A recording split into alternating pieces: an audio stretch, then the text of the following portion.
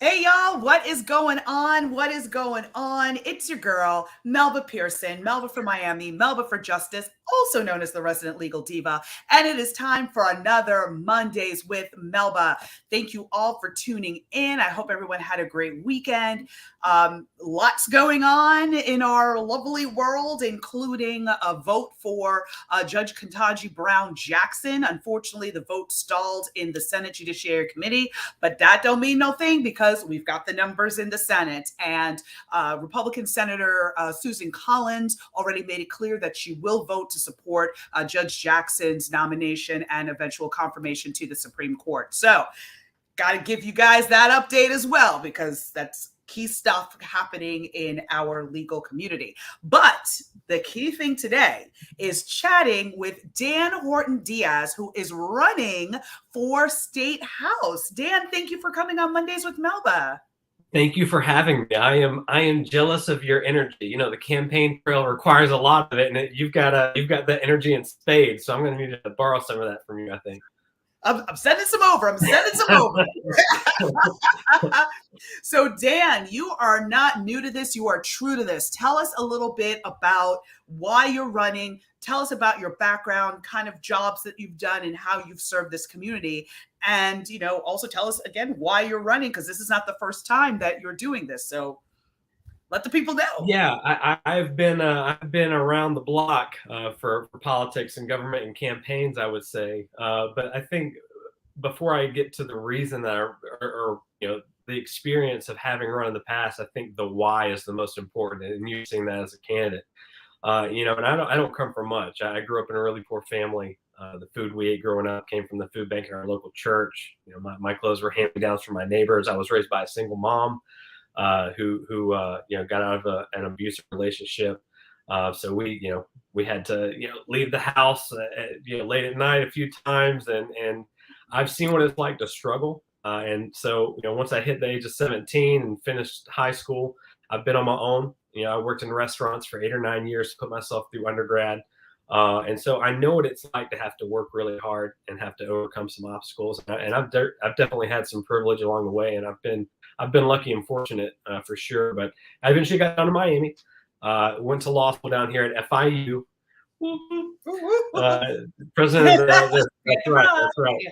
President of the Student Bar Association at the law school. And once I got involved in student government, that was the first time since I was 14 that I was in school and not working at the same time. And it gave me an opportunity to experience advocacy, right? And that's something that I had never really experienced before, being able to fight the good fight and take up a position and represent people. And it's something that I really enjoyed, and I learned that I had a passion for it. It showed me there are ways to give back to your community through that advocacy piece. And so right out of law school, I ran for office. I actually ran for the same seat that I'm running for now back in 2016. And I was the guy, I didn't really understand fundraising, right? And fundraising is tough on campaigns. I thought I could get out there and knock on a bunch of doors, but I wanted to be a different candidate. I wanted to be a candidate that people saw out in the community, that people could say, wow, I mean, this guy knocked on my door, twice, out in the Redlands where no politicians ever go and talk to people. And of course, this district goes all the way down to Key West. So I was putting a lot of miles on the car. But we ran a really good race. We ended up losing in the general election to the incumbent. But that incumbent spent $500,000 to beat me, and I think I spent about 25,000. So we did a good job. But went from there, and I knew that I needed more experience. So I ended up taking the job working as a legislative staffer in the Florida Senate. So I understand the process. I've worked through a session. I understand what goes on in Tallahassee. A lot of it is not pretty. And since 2018, it has just gotten uglier, as we will chat about later. But I went from doing that to, of course, running a voting rights nonprofit, statewide director. I got to work with you in the ACLU office, which was one of my favorite jobs for sure. I went from doing that to becoming the district chief of staff in Congress for Debbie Mukersel-Powell, who represented South Miami-Dade and the Keys, where I'm running. So I've run a couple of times. We've done well both times, but this time we're going to say the third time's the charm. We've had some really good. We had a really good start. Fundraising is kind of the barometer by which the party measures candidates, unfortunately. But with that being said, we raised more in our first 2 months than we did in our past 2 campaigns combined. So we're doing really good on the fundraising side, still doing the outreach, reaching people, talking to them about how we can help. And having worked in the state Senate and in Congress, I really was able to develop that passion for helping people, because one of the most important things that these offices do is constituent services. And I've seen offices that do constituent services really poorly. Don't answer the phone, don't answer emails, don't show up to community events. No one really knows who they are. And then I worked in some offices that we did a really good job. And that was always my focus, because I know what it's like to need the help, and my family knows what that's like. And so it was always my priority to make sure we were doing as much as possible to do the outreach, to meet people where they are, to be available and accessible, and to really prioritize moving people through the process of that help. Because, bureaucracy and the state government and the federal government can be very difficult for people to navigate. And so if you can help people, you can make really big differences in their lives. So I've been really happy to be able to do that. So now I'm running for the same seat, House District 120, Key West, all the way up through the Redlands and South Miami-Dade, an area you know very well, and it's going well so far. And so let's clarify the boundaries, right? So Key West is the southernmost boundary, and what street is your northernmost cutoff?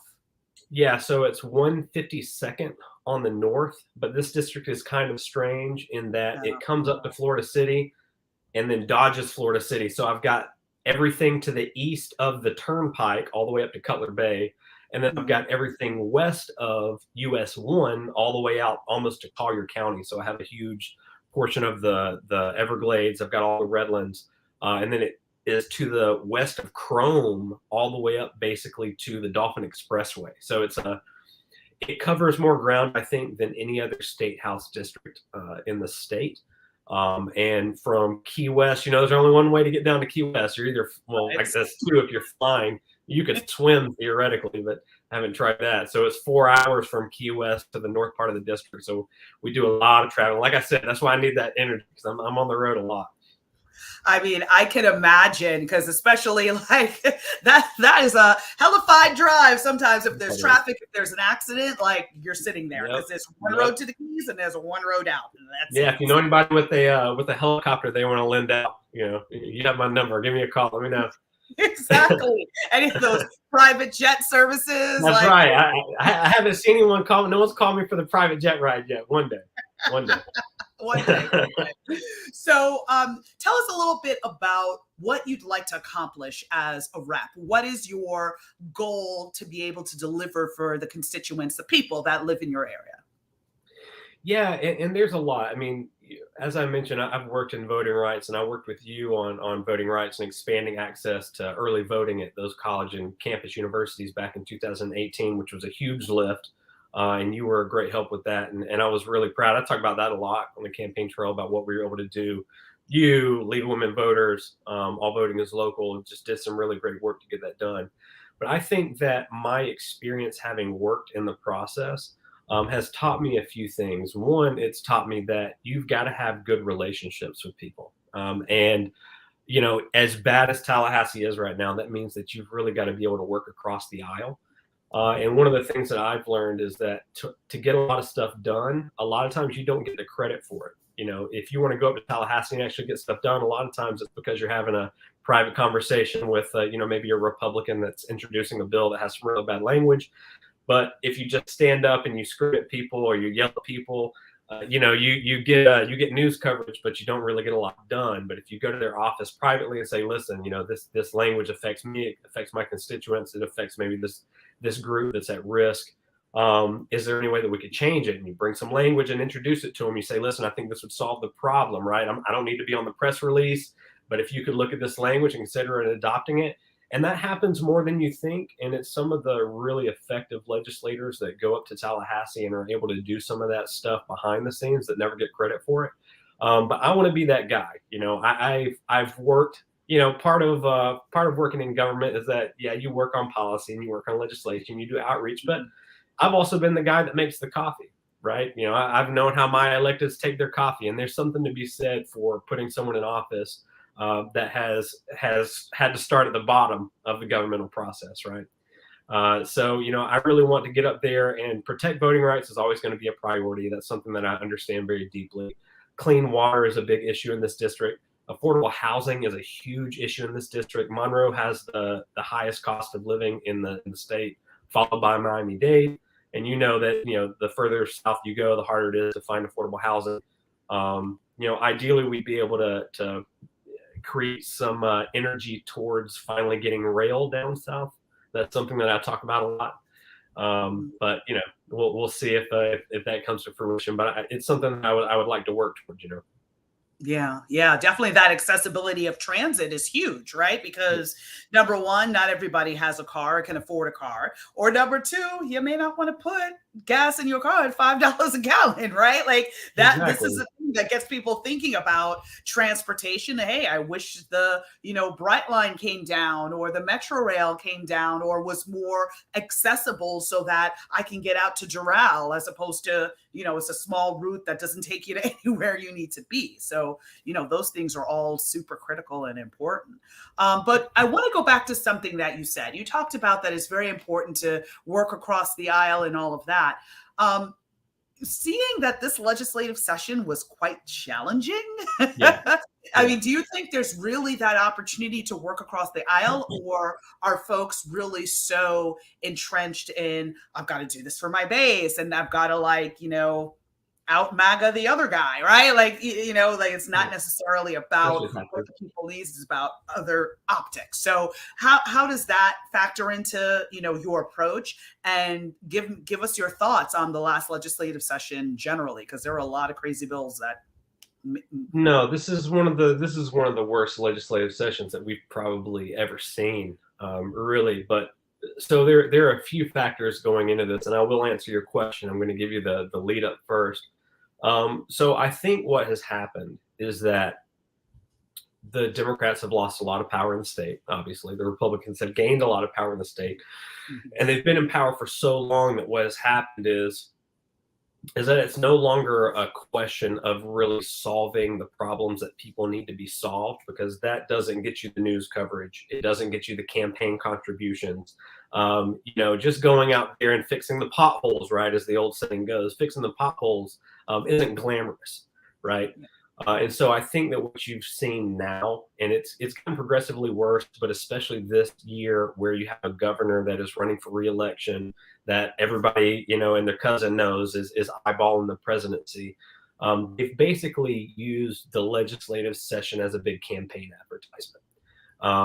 That's why you see all the CT, you see book bans, and the Don't Say Gay law, and all the preemption law, which is a huge issue down in Key West, because they've stopped trying to solve real problems.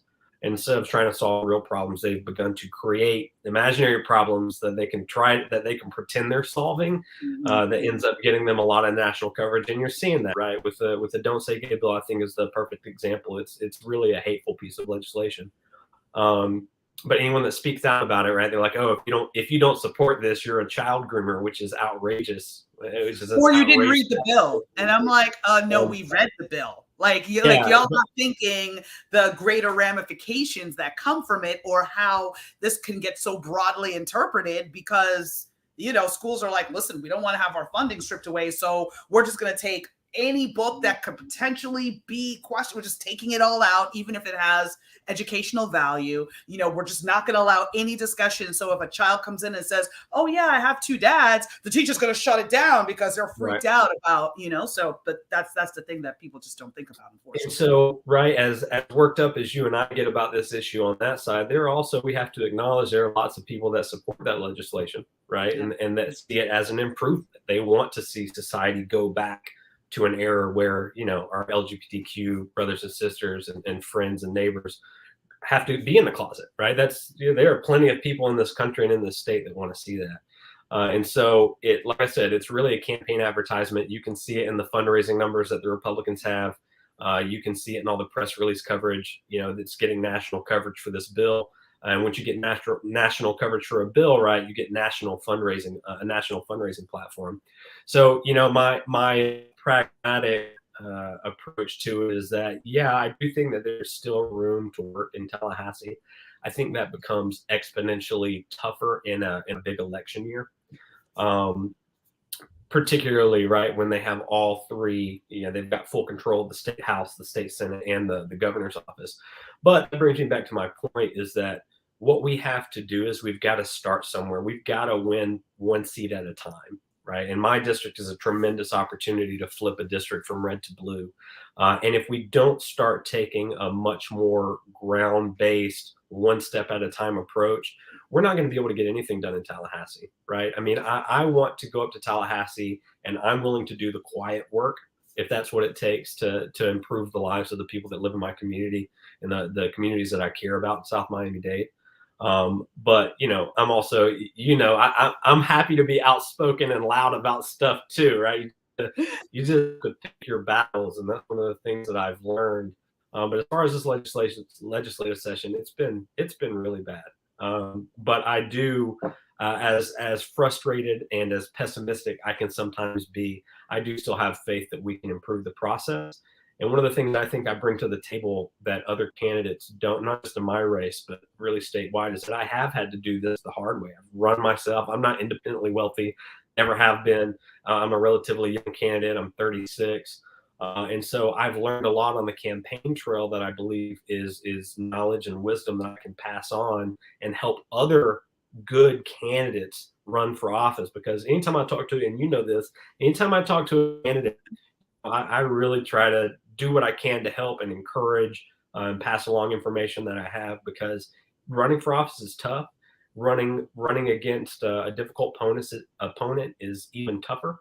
And when you don't have that financing right off the bat, it can seem like a lot, but it really is possible. And I believe that this is my chance. I think this is the best political chance I've had. It's the best fundraising I've ever had.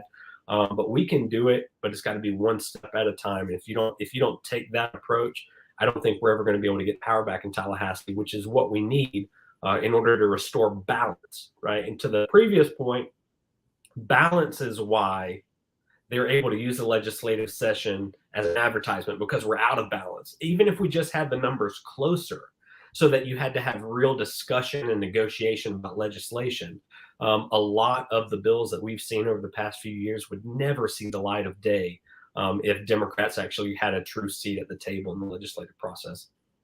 Yeah, for sure. And that's what's really sad and disturbing, that, so many folks are going to be horribly impacted by this lack of balance, and for the foreseeable future, right? Because even if, we manage to turn things around in 2022, you still have all these laws in place that you now have to either take legislative action to repeal, or they need to work their way through the courts. So all of this damage is happening to so many people for now and then for the next few years. So we really have to start that process of rebuilding ASAP.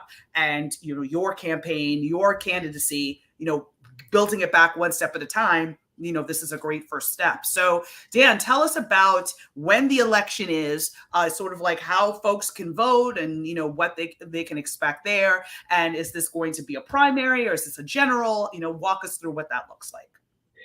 I do have a primary right now. I'm running. The reality is that in this district, you've got to kind of run a general election campaign. In Florida, one of the challenges with our primary system is that it's so late in the process. It's late August, so you only have 78 days from primary day to general election day. So if you focus all your energy running a super Democratic campaign against another Democratic opponent, it's hard to corner and really make sure that you can win in the general, right? And I've run into that in the past. So I do have a primary currently. We'll see what happens down the road, but that's going to be in late August. Of course, if you're not registered, if you're watching this and you're not registered to vote and you live in my district, please immediately go register to vote. If you are registered to vote, please check out my website at danielforflorida.com, FORflorida.com. But the general election, of course, is in November. And so if you want to get involved, you want to volunteer, you want to make some calls, knock on doors, I will happily put you to work if you're willing to do it. I would appreciate the help for sure. Yeah, I would encourage everyone. Number one, check your status. Make sure you're still registered to vote, and that you are registered for the party that you actually selected, because there's been some. And also, if you want to vote by mail, you better check that too.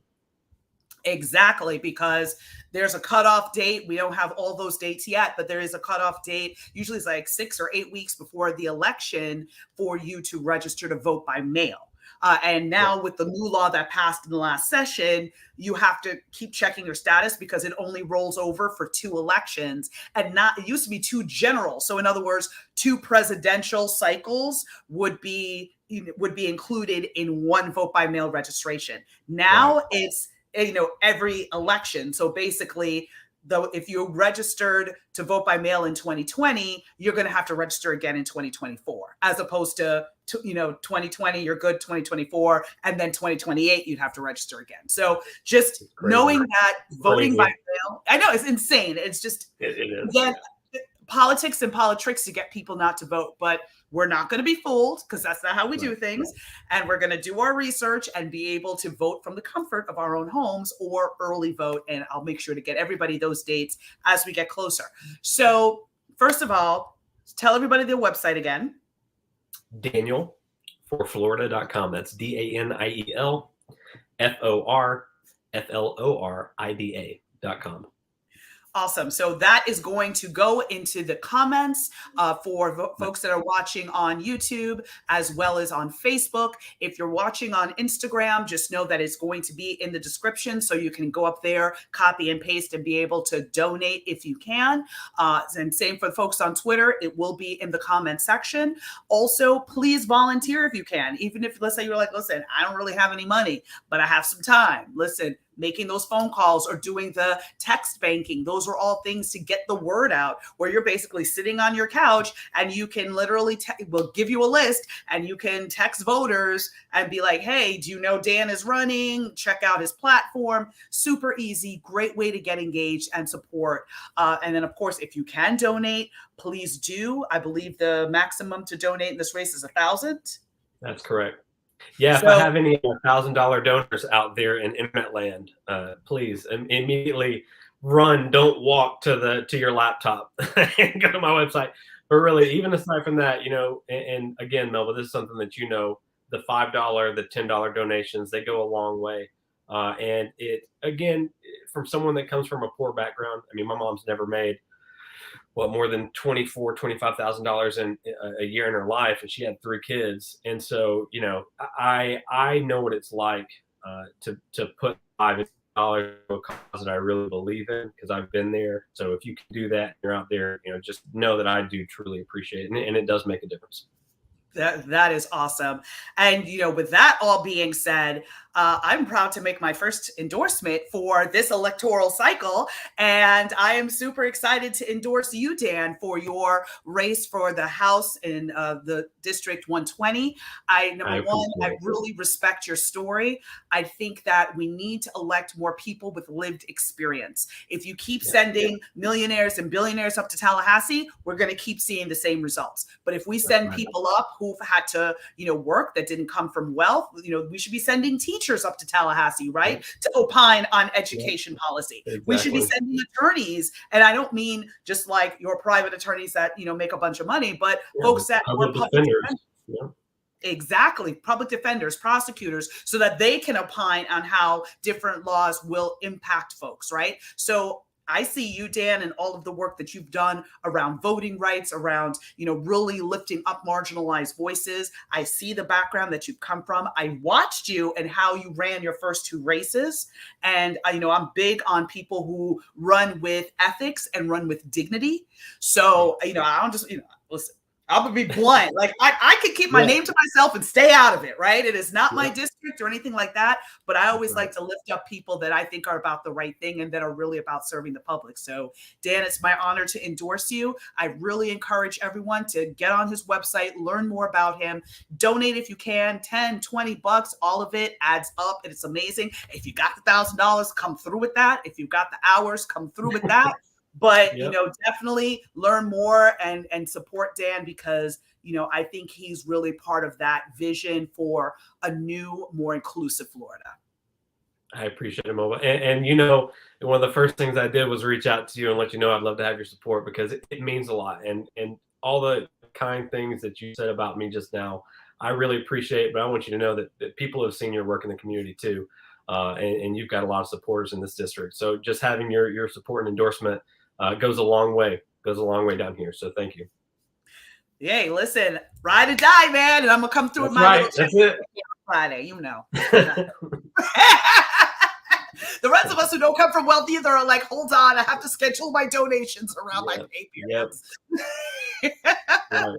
All right, so give people the website one more time before we wrap up Mondays with Melba. Yep. Again, my name is Daniel Horton-Diaz. I'm a Democratic candidate for the State House in District 120, which is Key West, all the way up through South Miami-Dade. You can check me out on my website at danielforflorida.com. You can find me on Instagram and TikTok, though I haven't yet get there. And Twitter at Daniel4 Florida.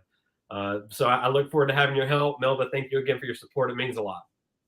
Awesome. Thank you, Dan. And thank you to all of you for tuning in. Take good care. Going to have another candidate on next week.